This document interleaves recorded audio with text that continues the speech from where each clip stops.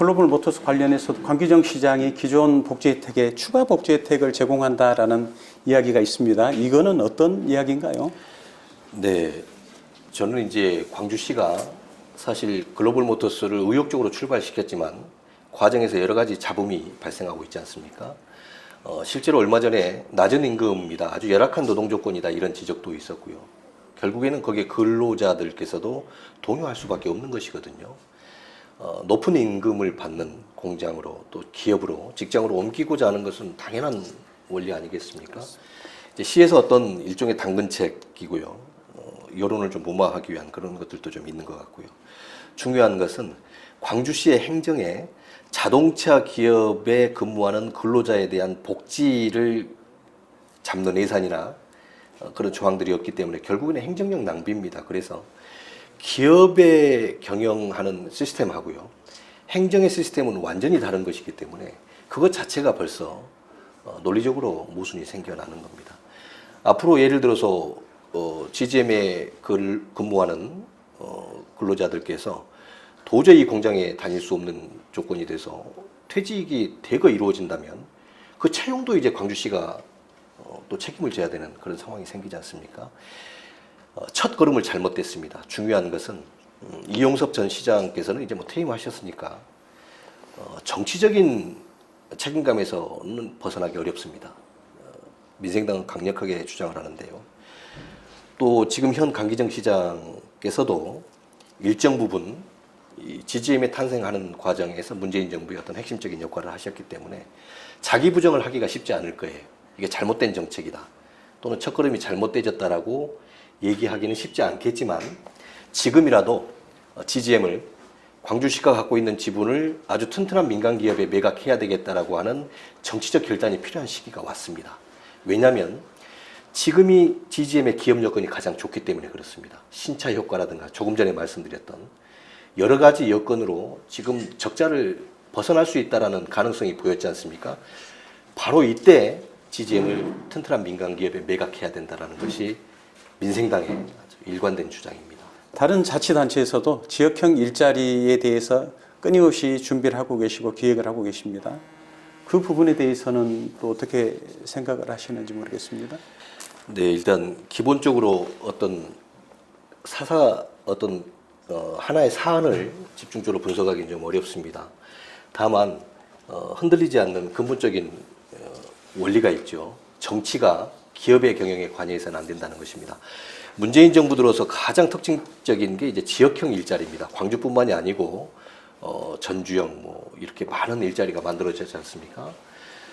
문재인 정부가 끝나고 윤석열 정부 들어오고 1년이 채 안 됐는데도 이제 자체적으로 잡음이 일어난단 말이죠. 지금 세계적인 기업의 트렌드는 이제 국경을 넘나듭니다. 그리고 또 하나, 코로나19 이후에 가장 두드러진 특징이 자국의 기업들을 보호하고 또 자국에서 생산 시스템을 갖추길 원하는 국가들이 많아지고 있습니다. 결국에 LG나 삼성이나 대기업들도 미국이라든가 유럽 쪽에 대규모 투자를 단행할 수밖에 없는 입장이 되는 것이죠. 여러 가지 세액 혜택도 그렇지만은 인센티브라든가 페널티가 너무 극명하게 나눠지기 때문에 사실상 자유시장 경제는 일정 부분 냉각기에 접어들 수밖에 없다, 이렇게 보여지는 것입니다.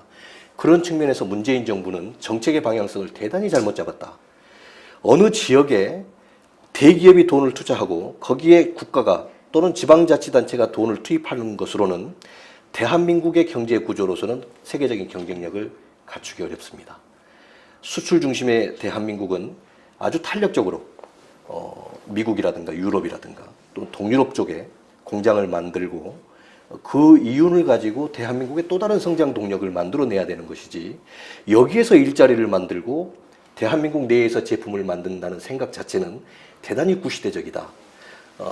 그런 어떤 연장선들이 이제 광주로 이어져 오는 것 아니겠습니까? 민생당이 광주를 정치의 도시에서 경제 도시로 바꿔야 된다라는 그런 패러다임의 변화를 주장하는 이유도 결국에는 한계가 있을 것이다. 얼마 전에 반도체 동맹이라든가 국가 주도형 복합 쇼핑몰은 사실상 기업의 경영 단어에는 없는 겁니다. 행정의 단어에도 없는 것입니다. 기업의 원리는 시장에 잘못 대처하면 망하는 것일 수도 있습니다. 망하는 것은 새로운 발전을 뜻하는 것이고, 기업의 부채는 자산으로 인식되는 것입니다. 하지만 행정은 정해진 예산을 공익적 측면에서 집행하는 기능을 갖고 있는 것이거든요. 만약에 GGM이 엄청난 적자를 내게 된다거나 그러면 광주시는 사실상 행정 기능이 마비되는 것입니다. 기업은 망하면 예를 들어서 부도가 나게 되면 그 기업은 이제 없어지는 것이고요. 그 기업의 자리를 다른 기업이 또 메꾸는 것 아니겠습니까? 이런 빠르게 바뀌고 또 탄력적으로 리스크가 굉장히 많은 영역에 행정이 발을 들였다는 것 자체는 조금 전에도 말씀드렸습니다만 강기정 시장도 마찬가지고 문재인 정부의 대단히 큰 실책이다. 이건 빨리 시정돼야 된다 이렇게 저는 봅니다. 현대자동차가 광주 글로벌모터스에 대한 시각은 어떨까요? 우리 위원장님 어떻게 생각하십니까? 네, 현대자동차가 방향성을 자동차 미래 경쟁력의 방향성을 울산으로 정했다 이렇게 봐야 되겠죠. 울산이 15만 대입니다. 그러면 이제 최소한의 어떤 자동차의 생태계가 구축됐다 이렇게 보거든요.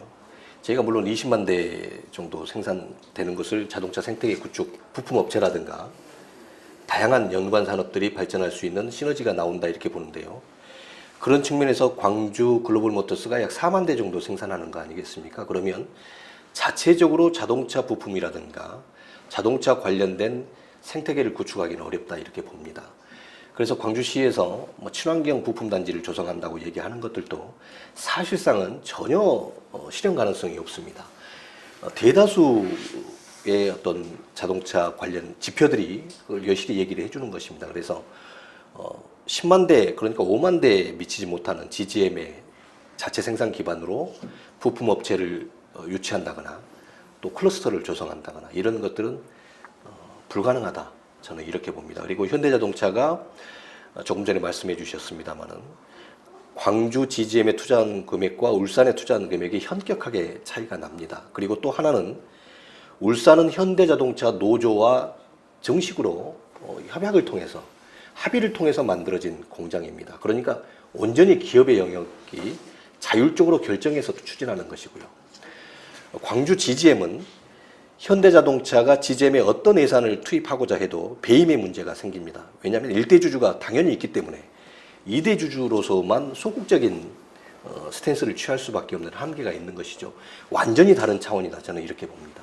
광주 전남 시도민들께 민생당을 대표해서 하시고 싶은 말씀 있으시면 한 말씀 부탁드리겠습니다. 네, 시도민 여러분. 대한민국 정치의 중심은 역시 호남입니다. 호남이 정치의 본질적 가치를 찾아주셔야지만 대한민국이 올바르게 발전해 나갈 수 있습니다. 민생당은 심각하게 보고 있습니다. 민선 8기 들어서 반도체 동맹이라든가 국가주도형 복합 쇼핑몰 같은 정치적 언어들이 난무하고 또 행정이 뒷받침되지 못하고 실질적으로는 경제 지표에 악영향을 미치는 사안들이 나타나고 있습니다. 이제 근본적인 변화가 필요할 때입니다. 민생당이 어려운 걸음 걷고 있습니다. 한 걸음 한 걸음 힘에 붙일 때도 있지만 또 길거리에서 민생당 힘내라 좋은 정책이다. 참 옳은 말이다 이렇게 얘기해 주시는 시민들이 의외로 많습니다. 앞으로 더 많아질 것이라고 자신합니다. 정책으로 민생당이 다가서겠습니다. 민생당을 위한 정책이 아니고 광주를 위한 정책, 광주의 10년, 50년, 100년을 내다보는 정책으로 시민 여러분들 만나겠습니다.